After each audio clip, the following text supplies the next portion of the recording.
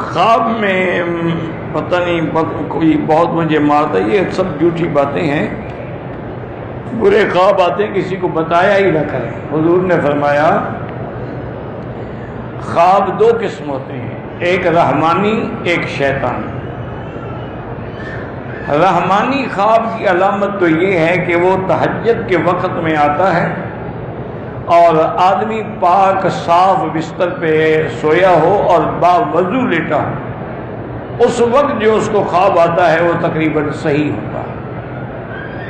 اگر وہ خواب تم نے دیکھا ہے اور صحیح ہے لیکن سمجھ نہیں آ رہا تو حضور نے فرمایا کہ ہر کسی کو نہ بتایا کرو، چونکہ خواب کی ایسی کیفیت ہے کہ اللہ رجل طائر، جیسے پرندے کے پاؤں پہ کوئی دانہ رکھا ہو نا، گندوں ہلے گا تو کوئی دانہ گر جائے گا، یہ بھی جب تعبیر کوئی دے دے گا تو اسی طرح واقع ہو جاتا ہے۔ اس لیے ہمیشہ کسی عالم سے، کسی صاحب عقل سے، صاحب فہم سے جا کر اپنا خواب بیان کریں تاکہ وہ تم کو صحیح تعبیر دے، اور جب تک کوئی عالم نہ ملے ہر کسی کو نہ بتایا کریں کہ میں نے یہ خواب دیکھا ہے، کیونکہ خواب بڑے عجیب ہوتے ہیں۔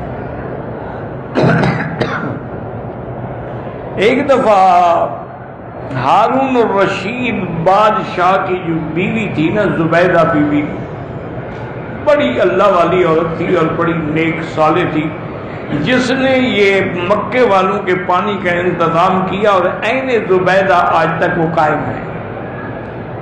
وہ صبح کی نماز کے بعد رو رہی تھی، چیخ رہی تھی، اور ہارون آئے، انہوں نے کہا کیا بات ہے؟ انہوں نے کہا میں نے ایسا گندا خواب دیکھا ہے کہ مجھے اب آرام ہی نہیں آتا۔ انہوں نے کہا وہ کیا خواب ہے؟ انہوں نے کہا میں نے خواب یہ دیکھا ہے کہ انسان بھی ہیں، گھوڑے بھی ہیں، گدھے بھی ہیں، جانور بھی ہیں، سب مجھ سے جمع کر رہے ہیں۔ تو میری تو چیخیں نکل گئی۔ ہارون نے فرمایا گھبرانے کی بات نہیں، کوئی حقیقت تو نہیں ہے نا، ایک خواب ہی ہے نا۔ میں ابھی امام ابو یوسف اس وقت وہاں کے قاضی القضات تھے، سب سے بڑے قاضی جو تھے بغداد کے وہ تھے، ان کو بلایا اور ان سے بی بی زبیدہ نے اپنا خواب پیش کیا، تو اس نے کہا بی بی تمہیں مبارک ہو، یہ تو بڑا اچھا خواب ہے۔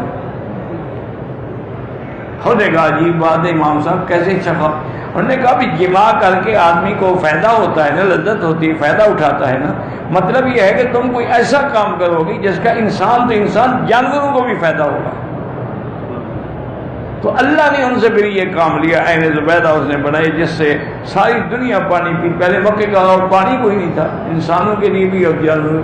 تو خواب بڑے عجیب ہوتے ہیں، اس لیے اس کی ہر بندہ تعبیر نہیں دے سکتا۔ کبھی جو دیکھا جاتا ہے اس کا الٹ ہوتا ہے۔ اب دیکھیں نبی کا خواب تو وحی ہے نا، لیکن حضرت ابراہیم نے دیکھا کہ انی اذبحک کا، لیکن وہ ذبح نہیں ہوئے۔ تو اس طرح یہ بڑے عجیب، اور اس فن میں حضرت محمد ابن سیرین رحمۃ اللہ علیہ بھی بہت بڑے معبر تھے۔ انہوں نے کتاب تعبیر الرؤیا بھی لکھی ہے، اب بھی ملتی ہے۔ ایک آدمی نے آ کے پوچھا ان سے خواب کہ حضرت میں نے دیکھا ہے کہ میری چارپائی کے نیچے اتنا بڑا لگن ہے اور اس میں انگارے جل رہے ہیں، دہک رہے ہیں، اور میں تمہیں کوئی بہت بڑی دولت ملے گی، جاؤ چلائیے۔ کچھ عرصے کے بعد پھر ایک آدمی آیا، اس نے کہا حضرت میں نے بھی خواب دیکھا ہے کہ میری چارپائی کے نیچے اتنا بڑا لگن ہے، اس میں انگارے دہک رہے ہیں۔ فرمایا اس کا مطلب ہے تمہارے گھر کو آگ لگ گئی۔ وہ حیران، اب طلباء حیران، نے کہا حضرت عجیب بات ہے، ایک آدمی خواب دیتا ہے، اس کو کہتے ہیں آپ کو دولت ملے گی، دوسرے کو کہتے ہیں تمہارا گھر بھی جل جائے گا، خواب بھی ایک جیسا ہے۔ انہوں نے فرمایا جس نے پہلا خواب بتایا تھا وہ سردیوں کا زمانہ تھا، تو اس وقت تو آگ نعمت ہوتی ہے نا، ہر کوئی اس کے نفع اٹھانا چاہتا ہے۔ اس نے جب خواب دیکھا تو گرمی کا زمانہ، گرمی میں تو انگارے ہوں تو عذاب ہے، اس لیے میں نے اوقات کے مطابق تعبیر کی، اور وہی ہوا جو انہوں نے کہا تھا۔ تو اس لیے میری بیٹی ایسی باتیں نہ کیا کریں، اور حضور نے جو فرمایا ہے اس پہ عمل کریں۔ آپ نے فرمایا کہ اگر کوئی برا خواب دیکھو اور تمہاری آنکھ کھل جائے 3 دفعہ لا حول ولا قوت الا باللہ العلی العظیم بھی پڑھی اور بائیں طرف تھوک دیں، اور پھر کروٹ بدل کے سو جائیں اور کسی کو نہ بتائیں، کچھ بھی نہیں ہوگا۔